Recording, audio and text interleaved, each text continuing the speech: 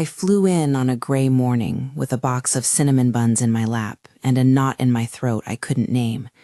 I hadn't told Sterling I was coming. I told myself it was a surprise for Veda. Fresh bread, a warm face, someone who remembered how she liked her tea. But the real reason was simpler and rawer. I needed to see for myself. The taxi took us through a city that smelled like wet asphalt and diesel. I watched the blocks pass and rehearsed what I'd say. I'm here to help, or tell me everything. Small, practical phrases for a woman who had spent decades placing bandages on scraped knees, reading school permission slips, balancing checkbooks and tempers. They felt useless now. My hands kept finding the edge of the box of buns as if holding anything would steady me. Sterling's condo was 3 stories up on a sleepy street. The front door hung open a crack. Inside, the place looked unwatched for weeks. A stack of unpaid mail on the table, coffee rings on the counter, a scattering of pill bottles with labels turned face down. I called out Veda's name, but the silence was heavy, answered only by the tick of the wall clock and a faint, unfriendly hum from the refrigerator. Mrs. Hernandez from across the hall found me on the landing. She gripped my arm with 2 hands and told me the ambulance had come 2 days earlier. They wheeled her out in cuffs, she said, and there was no mockery in her voice, only that blunt, small-town clarity that people use when they don't want you to know how much they already know. Sterling was crying in the lobby, or so I thought. The drive to City General felt like descending. The building swallowed sun. At the sliding doors, a security guard had scanned my face and asked a long list of questions that were forms of disbelief. I told him I was family. He asked for a name, a relation, and the name alone, Veda Jefferson, seemed at once too small and too big to hold everything that had happened in the last 48 hours. ICU air is different. It's cool in a way that numbs and intimate in the way it magnifies small things. The rasp of a ventilator, the blinking orange of machines that mark other people's schedules, the antiseptic scent that never smells like apology. They make you aware of each breath you did not take for granted. They put me in a small glass-walled room. Machines stitched rhythm into the air. Veda lay there like someone I was meeting at the edge of a story I couldn't recall writing. Her hair was thinner, her cheeks a little hollowed. The bruise around her jaw was faint, but not new. Tubes and lines curled like ill-drawn vines. A thin hospital gown did nothing to hide the bones of her wrists. For a moment, I could not match the woman inside the bed with the bright, loud girl who had once made us laugh until the window steamed. Dr. Dubois was all professional angles and soft-spoken facts. He told me about dehydration, about missed doses, about a fever that wouldn't break. He did not use the word neglect first. He let me arrive there myself. He answered my questions without heat. It is odd how the clinical voice makes outrage seem like a symptom you can document and treat. He mentioned family involvement, legal guardianship, phrases that lived in a bureaucracy I would have to name quickly if I wanted to hold any power in a room full of beeps. I need to speak with Sterling, I said. He's not listed as the responsible party, Dr. Dubois said. We have no power of attorney on file. His eyes were polite, careful. If you're family and need to be involved, we will need appropriate documentation. I went looking for Sterling the way some people search for a traitor at a dinner party, by checking the obvious places. He wasn't in the hospital. I walked the lot and saw a sleek SUV parked under a sycamore. Sterling's laugh used to be a bright sound. His mouth now fit the car like it belonged there. He was leaning against it, talking on a phone, and the woman with him wore a smart lab coat and an expression like late afternoon. They both looked untroubled the way people look when problems belong to other people. She won't make it without proper care, I said to no one in particular, feeling the room tilt.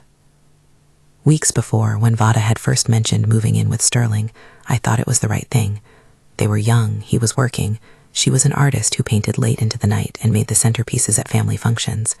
Sterling had been a good boy in the ways that mattered to me. He called on holidays. He helped move furniture. He smiled at me as if his life contained me. We'd given him the car, a second-hand sedan with our name on the title. We signed papers. We helped. Small, trusting things. I had not expected it would become the ledger of his greed. Back at the condo, I forced the door open and saw details that shoved me from numb into an odd, cold focus. Drawers half empty, a jewelry box with the velvet lining torn, receipts with pen marks where numbers had been changed, a calendar with scratched-out doctor's appointments. Among these, the diary lay like an offering left on a table, pages soft at the edges, handwriting tight and tired. The diary read like a careful, threaded confession. Vada wrote about nights she'd fallen asleep on the couch because Sterling had not come home. She wrote about missing medication refills that never arrived, about money that had been taken from her account, and about a power of attorney document Sterling had told her to sign for simplicity. The lines went from ordinary to tremulous. He said he'd handle it. He said I didn't have to worry. I don't remember signing that. There were names, pawn shop, D. Row, and scribbled receipts where jewelry had been traded for sums that didn't stretch to rent. Near the back, a page had been folded several times. I unfolded it with hands that did not feel like mine. The writing there was smaller, less certain. If someone finds this, she had written, Sterling took my watch. I told him no. He said he would buy me a new one. He said he loved me. I am tired. There are two kinds of anger, the hot kind that burns and the cold kind that sharpens. Mine cooled and became a tool. I called Eudora, because when you are alone and the world tilts, you find the people with steadier hands and place the fragile things you still own into them. Eudora picked up on the second ring. She had a voice that made even bad news feel like boxes you could open in the right order. You found the diary, she said after I told her the bare bones of what I'd discovered. Her words were short, efficient. Good, that's evidence. I don't want to lose her, I said. You won't, Eudora said. Not if you move now. But we do this by the book. We don't try to be judges. There was a pause. And you must be careful. If there's a forged power of attorney, that's a criminal matter. We document, we file, we seize assets if we can show theft. We met at her downtown office, where the blinds left the room sifted into lines. Eudora made coffee and typed on a machine like someone knitting a net.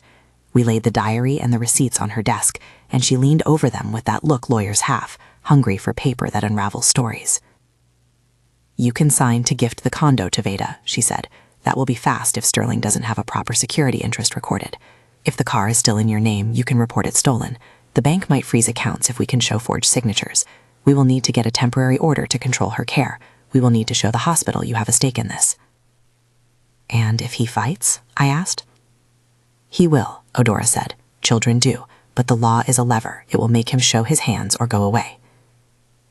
I left her office with a list and a map of small legal strikes we could make. The ledger of my motherly instincts had become a strategy. Secure Veda's immediate care, remove Sterling's access to assets, show the forgery beyond a doubt. It made me feel less like a woman on a knife's edge and more like a woman gathering stones to build a wall.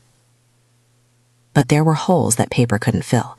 There were moments in the hospital when answers were missing. Why had a night nurse missed a change in Veda's chart? Why were medication times shifted with no signatures? Why did a tray that arrived at noon remain untouched until the next morning? The machines could tell you when a dose was locked, but the problem was witness. Jade eyes and quiet excuses had a way of smoothing over mistakes. I began to see a pattern that didn't have a neat legal name, a culture of looking away. That's when the mocking began to matter. It was small at first, an edge in the way a woman in a lab coat glanced at my volunteer vest, an offhand comment in the corridor. I stood in the doorway one afternoon while a nurse I'd never met, young with hair pulled back and a name badge that read Holly, laughed under her breath at my sweater and said loud enough for the room to hear, "You don't look like someone who knows how to read a chart." It was more than rudeness. It was a dismissal of my presence, a public narrowing of my claim to be someone who could advocate for a patient. The comment landed in the room and made the air brittle. Veda's eyes flicked toward me. She mouthed a question into the soft band of the ventilator tubing. I answered with a smile that felt like a cracked plate. I told myself small things, that Holly was young or tired, that I was sensitive. But the diary's sentences were remembered in tandem with this bite of derision, and the two built a picture I could not ignore. Someone comfortable enough to belittle family members in front of patients. Someone who might be comfortable enough to cut corners. I did what the law suggested first. I asked Dr. Dubois to review Veda's chart with me. We sat and turned pages. There were inconsistencies, a missed medication entry, a notation that had been smudged as if rewritten. Dr. Dubois took notes and said he would follow up. He was kind and precise. He did not accuse anyone. He said we would ensure Veda received what she needed. He arranged for a social worker to come by, and the social worker placed a thin official hand on my arm and spoke soothingly about care plans. Each official step felt necessary, and none of them felt like stories big enough to hold Sterling's pattern. At night, the hospital corridors folded into themselves. The cleaning staff pushed carts like ships, and monitors stitched a soft staccato beneath the quiet. I began to sleep in a chair by Veda's bed and learned how to take the smallest of triumphs. A sip of soup swallowed, a day without fever. But small triumphs were fragile. Each unanswered question about medication and missed care burrowed in. One evening, a nurse came in late with a stack of charts and a look that said she'd rather be anywhere else. Holly hovered near the door and made a small sound of derision when I reached for the clipboard to sign a waiver. "A lot of people like things to be clean and pretty," she said to the nurse, not quite enoughly. "This one thinks a vest makes her part of the team." It was that laughter that turned the ache into a plan. I remember sitting up with the lights low, the hum of the ventilator like a metronome, and feeling something in me click into place like a lock. There was no law in the moment that would let me gather the private moments I needed to prove systematic neglect if it was always denied and smoothed over. Paper could say signatures were forged. Receipts could show money missing. But until there was a witness who could say on the record, "I saw medication withheld," or "I heard the nurse refuse to change the dressing," it would be my word against the careful records. I did not imagine myself a spy. I thought of myself as a mother desperate for an understaffed truth. I wrestled with the image of sewing a small recorder into the hem of a coat, as if this were a storybook solution. I knew enough to know that it was a dangerous idea. It could be illegal. It could ruin me. But the idea opened a narrow window. If someone was mocking me openly, what else would they do out of sight? Before I did anything that could be called improper, I called Adora again. I told her the exact words Holly had used, the way Vada's eyes had widened, the smell of hospital coffee that tasted like boredom. "You can't go around recording people without consent in most places," Adora said. She used the same bluntness as before. "There are serious legal risks. If you do this and it's discovered, it could undercut our entire case and expose you to civil liability." "Then what do I do?" I asked. "Request the hospital footage," she said. "Demand the logbooks. Put everything in writing. Ask for an immediate audit. If someone is deliberately neglecting her, there will be pattern, missed signatures, shift changes. If there is criminal behavior, we can subpoena. If you're worried we're losing the window, we can seek a court order for surveillance or for temporary guardianship if you can show danger. But you can't commit a crime to prove a crime." Her voice was a cord pulling me back toward the rails. It should have been enough. But the hospital had told me they only keep cameras in entranceways and parking lots. The ICU had no public-facing cameras that were accessible without a court order. Each step Adora recommended felt like paperwork that would whittle urgency down into waiting rooms and hearings. When you are desperate, legal can feel like a slow-moving ship, and immediate is the only seaworthy thing. I found myself thinking about the lab coat hanging on the back of Holly's chair. Its linen would carry the smell of disinfectant and burnt coffee. It would be with her during rounds, in pockets where pens and keys lived. It would be close to the places I feared abuse. The idea of a recorder tucked into a seam was a selfish, dangerous wish, a way to create a witness when none could be had. I did not act without counsel. I went back to Adora with the diary, the receipts, and the list of inconsistencies. She read them and closed her eyes in that way that meant she was summoning patience. "Listen," she said finally, "there is a narrow path. You can ask the hospital administration for all incident reports and demand staff statements. You can bring in an independent investigator. You can push for a court-sanctioned surveillance order, but that takes time. If you do anything outside the law, you risk everything." "But what if time kills her?" I asked. "That's the question," she said. "If you believe she is in imminent danger and there is no lawful immediate remedy, you can document your concerns and file for an emergency order." "We can seek to have you appointed temporary guardian if you can show imminent risk. That will give you the legal authority to control who has access and to demand records." We talked in circles then, paper interlaced with moral choices. Odora's language turned every reckless impulse into a set of consequences. A lawsuit, a criminal charge, the very evidence we hoped to show becoming inadmissible because it had been obtained unlawfully. She was right. I knew she was right. But between the two, there lay a chasm of hours, the hours when Veda might be left unattended. When I left Odora's office, the city had turned a light gray. I walked to the hospital and sat by Veda's bed until the sun went down. In the quiet of the ward, I thought about the children I had raised, The nights I'd sat up with feverish bodies and whispered foolish songs. The times I'd smoothed out wrongs with cookie batter and apology notes. I had always been someone who fixed things with whatever was at hand.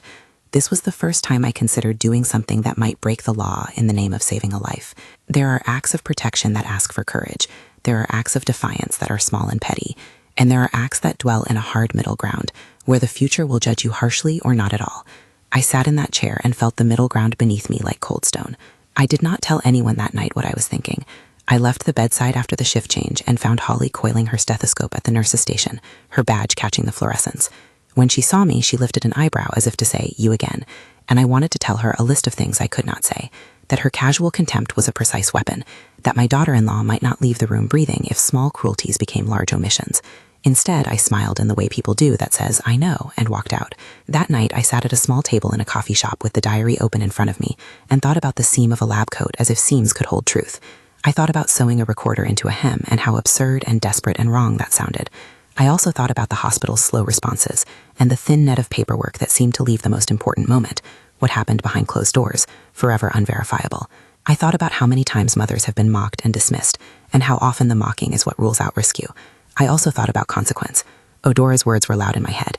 You can't commit a crime to prove a crime. The next morning, I returned to the condo to gather anything of Veda's that might be useful. Her ID, a list of medications, a stack of unpaid bills. In a small drawer, I found an old lab coat of my own, a volunteer coat from a stint at a clinic years ago, folded and faint with age. It smelled of lemon and dust, of a life that had included other people's needs. I held it and realized I was holding, physically, the life I used to lead. The caregiver who could be both gentle and practical. The woman who mended seams instead of tearing cloth. There is a moment before a wrong that feels like a hinge. I sat down at my kitchen table with the coat and the diary and the receipts and made a list of legal steps I had to take immediately. I called the dealership about the car. I reported it as stolen, because on paper it was. I filed a police report in the morning and watched as the officer took down the facts with a professionalism that felt like a small blessing. But even with the law moving, the same doubt kept beating at me. The law moved slowly. Neglect had no patience. The mocking lived in a woman's laughter. Paper evidence would show theft, but would anyone believe a nurse when the records were neat and the denials practiced? That night, I found myself at a woman's dry cleaner across town, where I knew the owner, Rita, from years of dropping off blouses on laundry day. Rita had a way of listening that made people tell her everything, and when I said I needed a favor, an alteration that would keep a small object safe, she didn't press. She simply said, "You must be careful." I hemmed and hawed over the words. I did not explain the device. I did not explain how it would be used. I only told her I needed something hidden in a seam for a week and that it had to be secure. Rita nodded and set the coat aside. She took my money without question and gave me a number to call when it was ready. I felt a heat of shame and a cold of resolve, like two currents crossing. When Rita handed me back the coat, it felt heavier in my hands, not because of material, but because a choice had been made. I smelled the lemon rinse and the faint perfume of a place that had cleaned more lives than clothes. I could have walked away. I could have folded the coat and put it in a drawer and trusted in Odora and the police.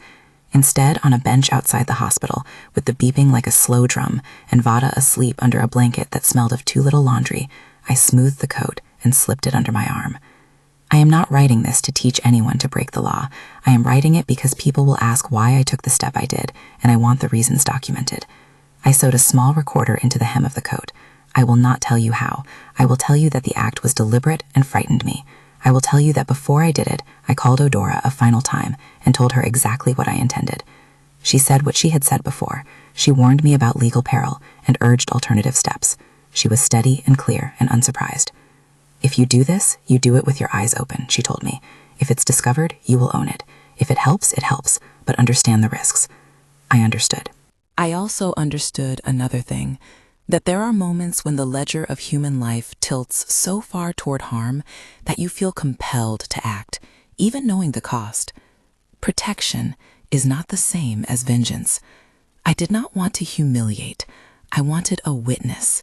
I wanted to show that small cruelties had consequences.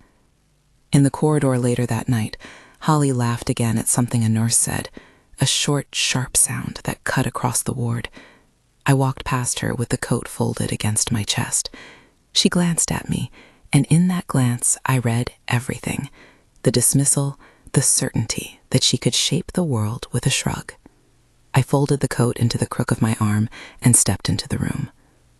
I laid the coat over Vada like a blanket, and for a moment I thought of all the women who have placed a coat over someone to keep them warm.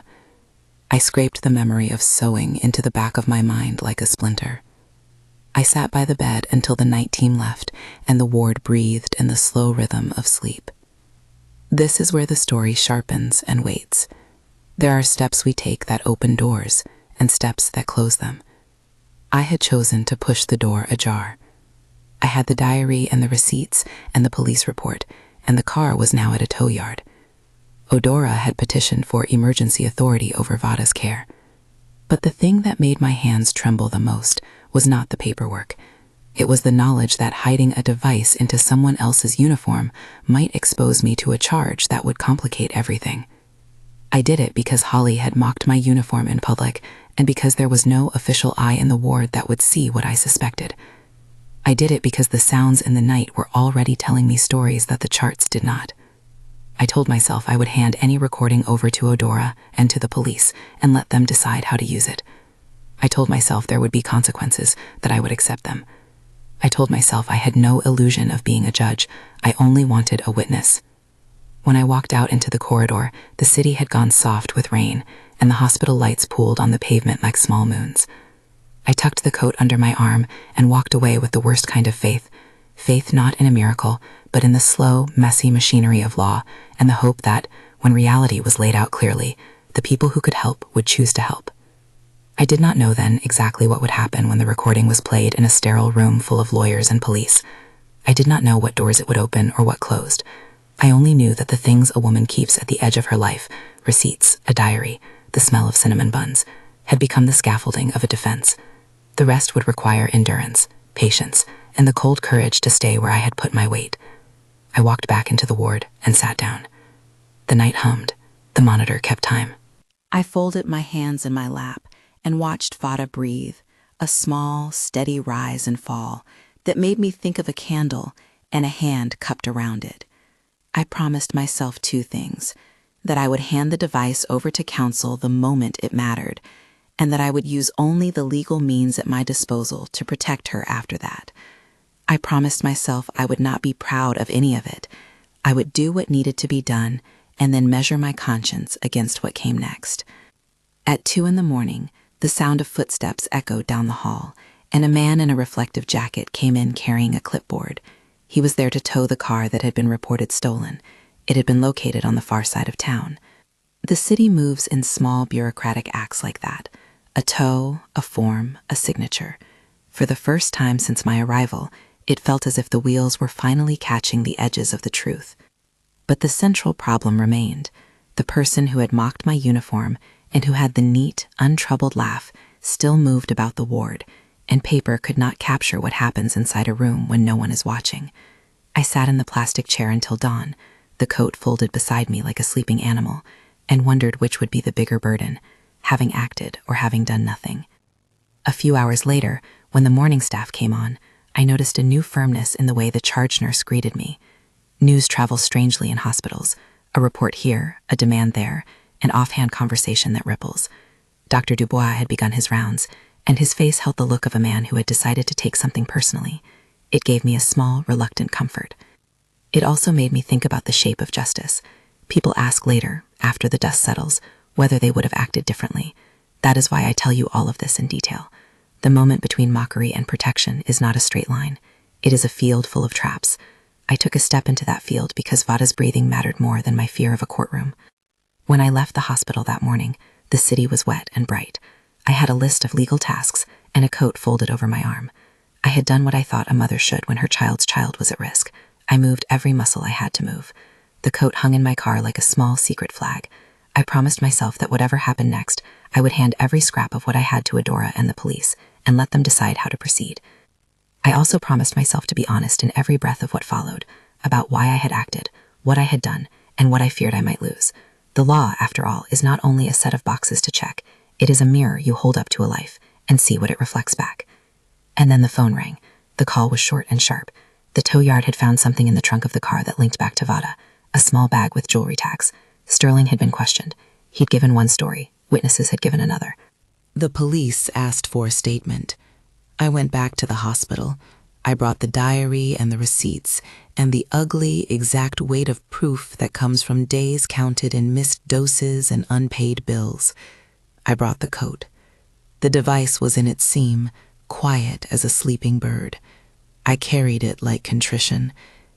I don't tell you this to be dramatic. I tell you because truth has the tendency to ask you to do terrible, simple things.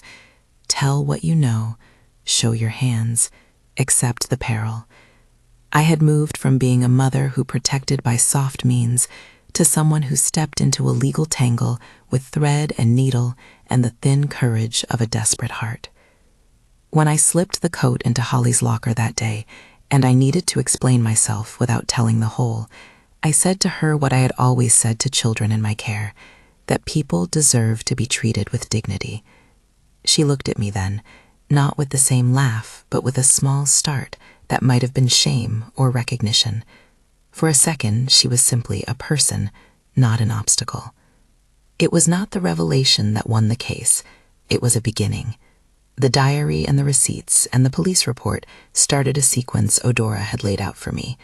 But the seed of the story, why I would go so far as to put a device where it could be found and used, was planted in that mocking laugh and in the fear that paperwork alone would not be enough. That is where I stopped this part of the telling, on the edge of evidence and possibility, with the device quiet in a seam and a legal storm gathering like weather.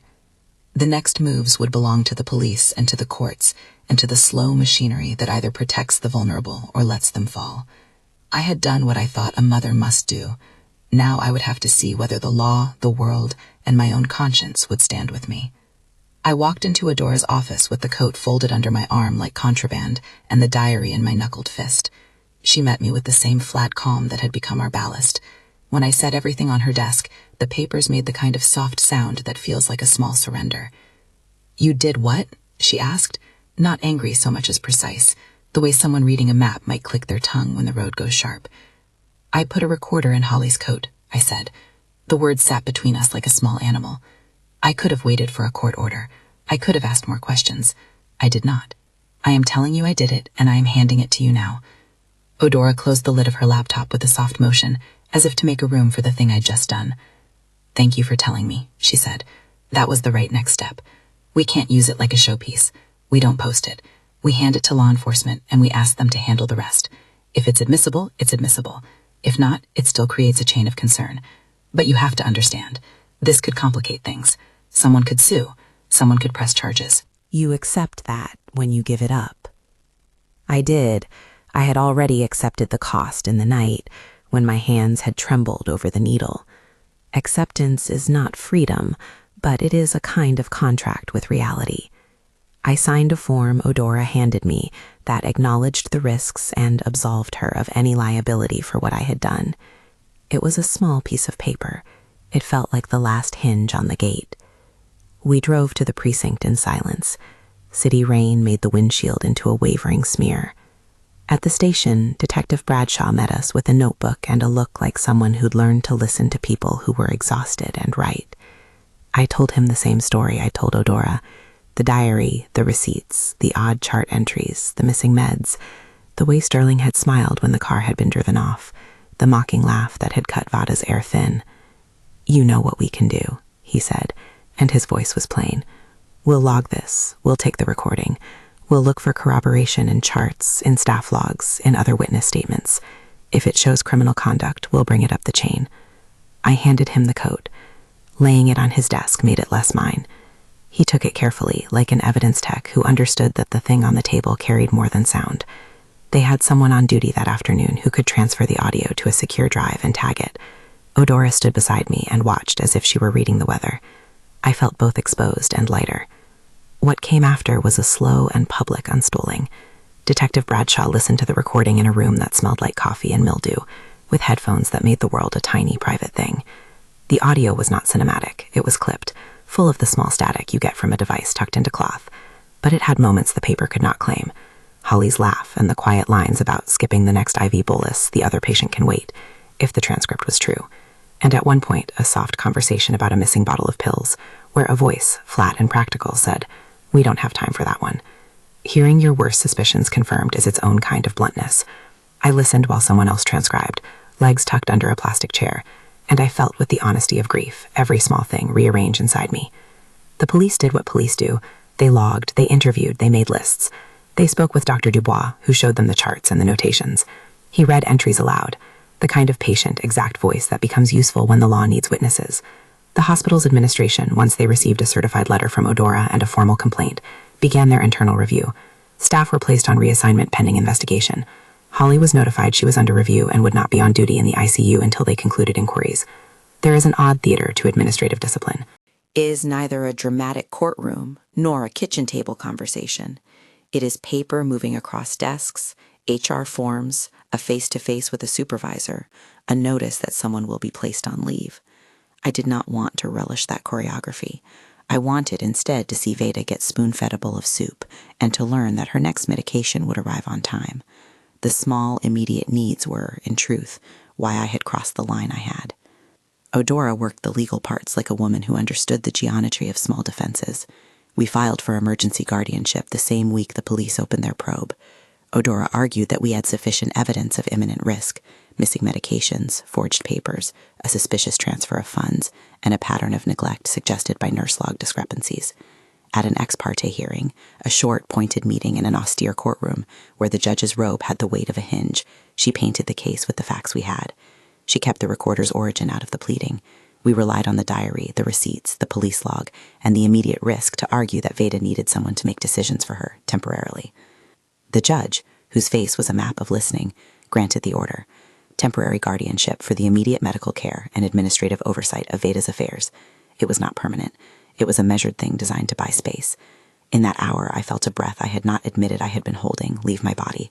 The law had done what it is sometimes made to do. It put a hand between a reckless son and a vulnerable patient. That did not make it simple. Sterling got wind of the order within a day. He came to the hospital as if he had a right of entry. He found the sliding doors closed to him and security waiting on the other side.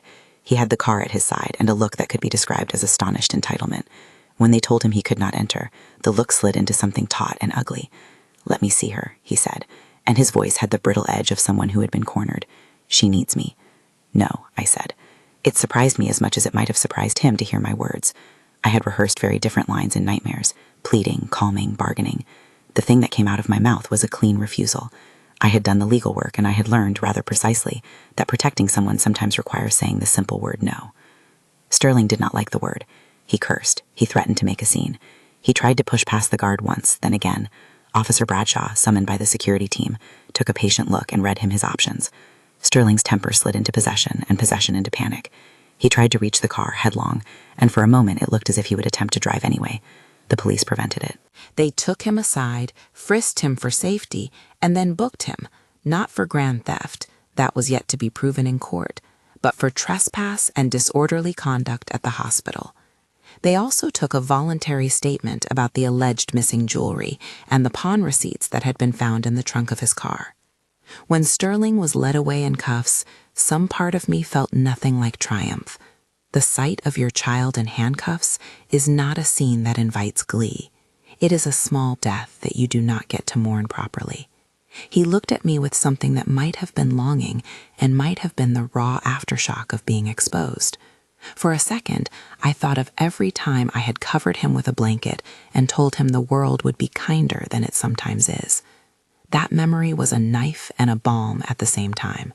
I kept my face steady and refused the urge to say, "You deserved it." Legalism is rarely swift revenge.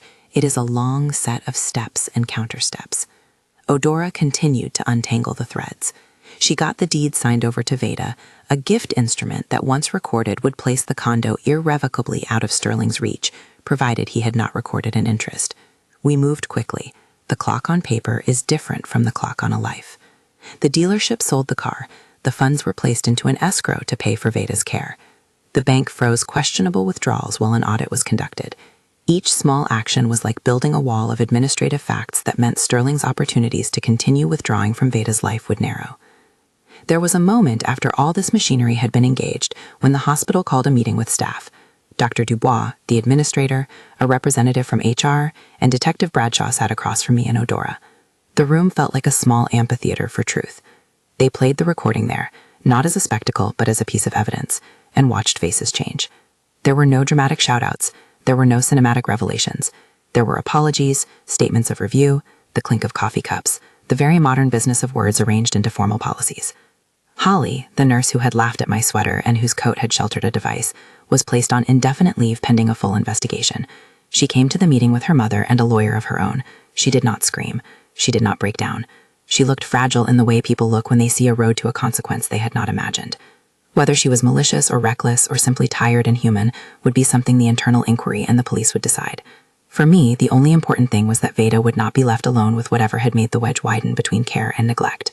There were letters, there were interviews, there were days when the hospital called to update us, and days when we called them. Friends brought muffins. A neighbor slipped me a jar of preserves that tasted of home. The small human things mattered in a way the law cannot always address. Vadas slowly began to breathe more easily. She slept more. The color returned to her cheeks in a way that felt like a timid apology. The recording would not be the only thing that mattered in court. It was added to the ledger of fates. It augmented the diary, the receipts, the altered signatures, and the witness statements from the tow yard. When the state attorney reviewed the file, they called the nurse's actions neglectful in places and bureaucratic failings in others. They did not indict everyone, but they pushed for disciplinary measures and recommended further internal sanctions. There was no roaring public trial that showed me a throne of vindication. There was, instead, the quieter rhythm of institutions doing what institutions do when they are called to account. Between the legal steps, I learned something about the distance a title can create. The condo deed in Vada's name became not only a legal instrument, but a symbolic one. She had a place that was hers, not a ledger entry in someone else's life. The car, sold and converted into funds for her care, had the utilitarian use of keeping bills paid and nights lit. We substituted chaos for a plan. Sterling reached out after his release with letters that tried to stitch the wound with phrases like, "I'm sorry," and "I was overwhelmed." They read to me like the half-formed attempts of someone who had not yet learned to be held accountable. He asked for forgiveness in public. He asked for reunion in private. I answered with care that was measured and minimal.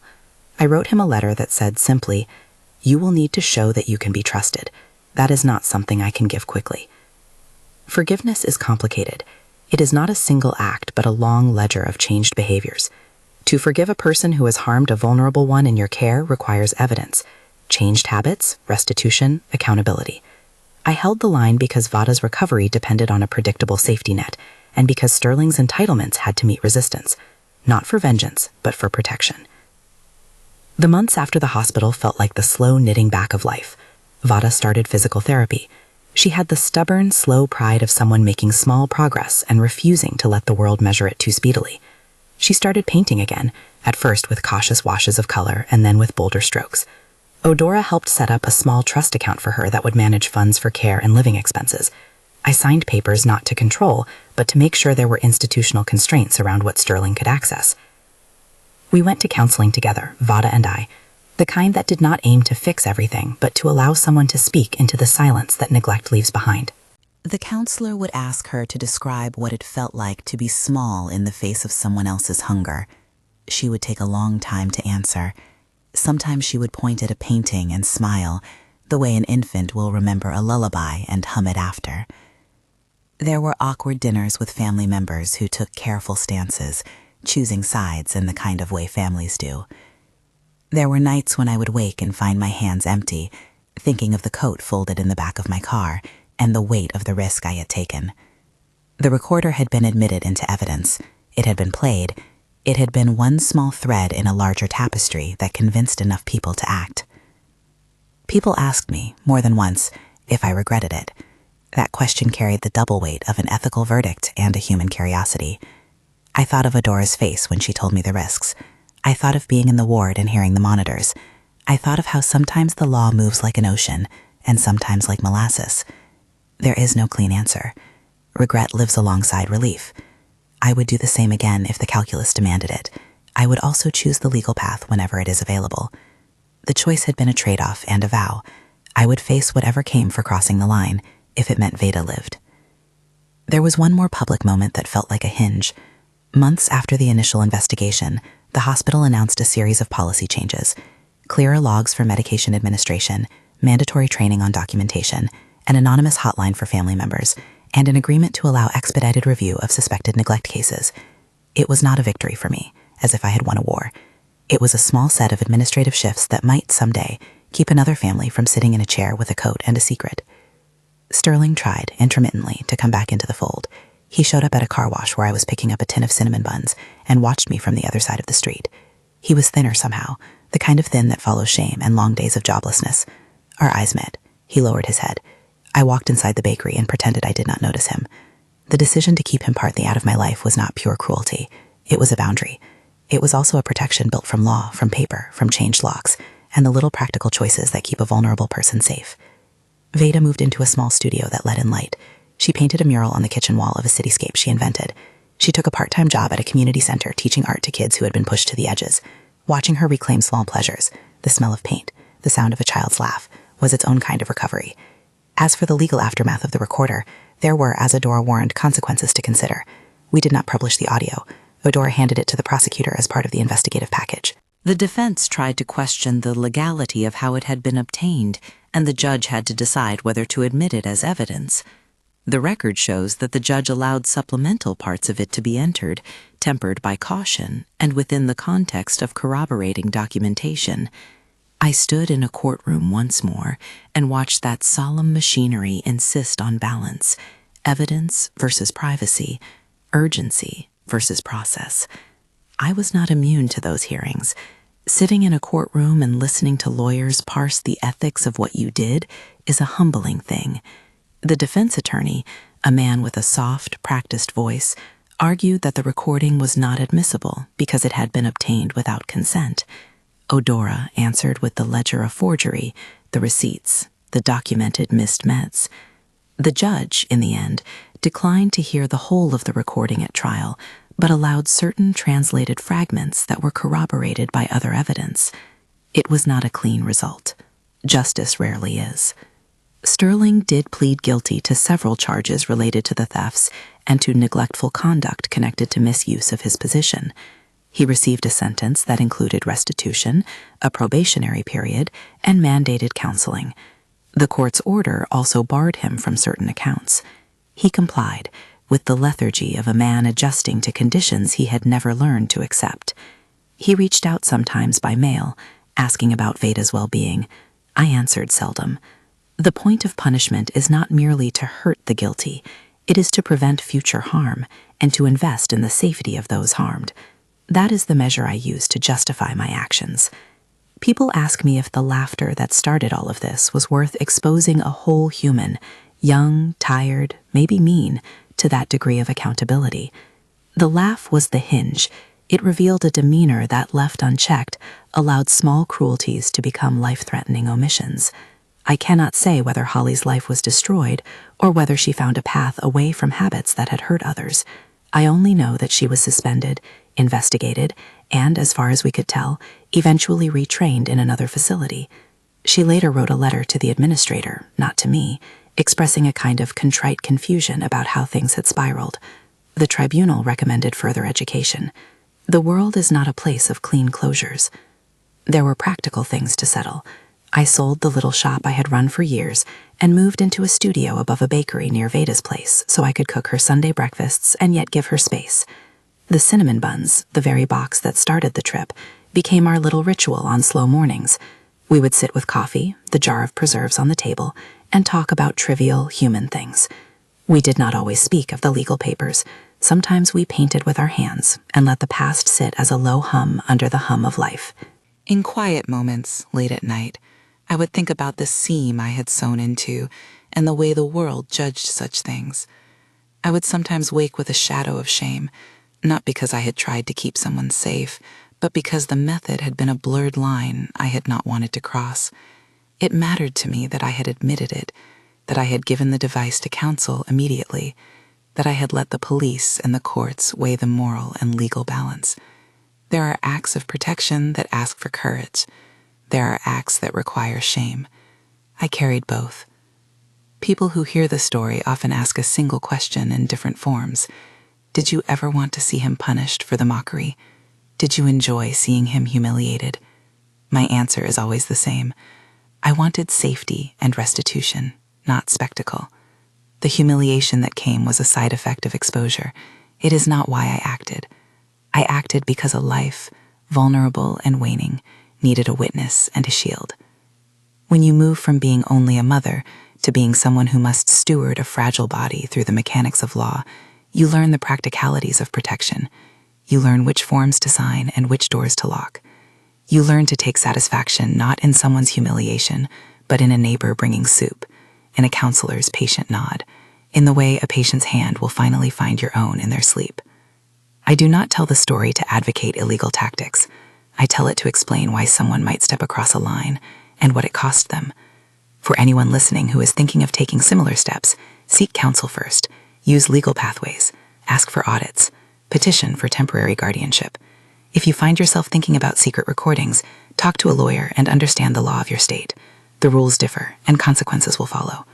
My actions were risky, and I accept that risk, but I also made sure to fold my choice into the arms of counsel and to provide every piece of evidence possible to make a legal case. That, in the end, is the difference between a secret act of revenge and an act of protection tied to accountability. Months blurred into a new kind of rhythm. Vada worked mornings at the community center, and her afternoons belonged to painting. She taught children how to handle color and patience. I took to visiting and listening. Sterling, with his mandated counseling, showed up once at a hearing with eyes that avoided ours. He wrote a letter that asked for reconciliation. It was thoughtful but insufficient. Reconciliation, like trust, is rebuilt by repeated acts that prove change. To this day, I do not know whether he will earn it. There was a last small scene that feels like a close. On a gray afternoon, when the city's rain had made the sidewalk shine, I walked past the hospital to deliver one of Vada's paintings to a local clinic for their waiting room. The receptionist recognized me and smiled. A nurse, not Holly, came to the window to look at our mural. She touched it with an affection I recognized and said softly, "We've changed some things. It's different." I thought of the folded coat in my car trunk, its seam repaired, and the memory of the device gone from it. I thought of Odora's patient hands and Detective Bradshaw's plain notebook. I thought of Veda humming at the bakery, the jar of preserves on the table, and the slow, ordinary acts that make a life worth living.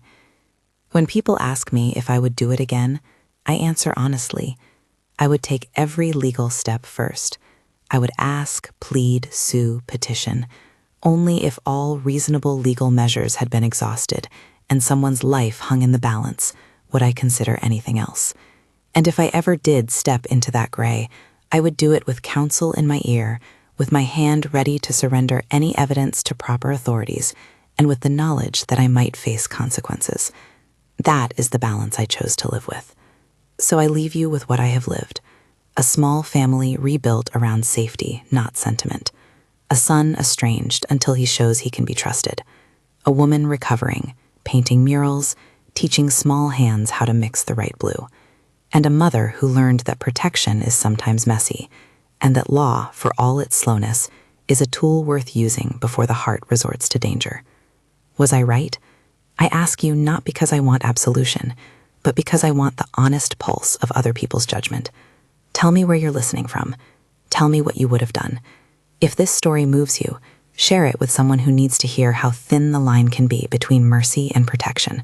And remember, if you're ever in such a place, seek counsel, document everything, and protect the vulnerable with every legal instrument you can find.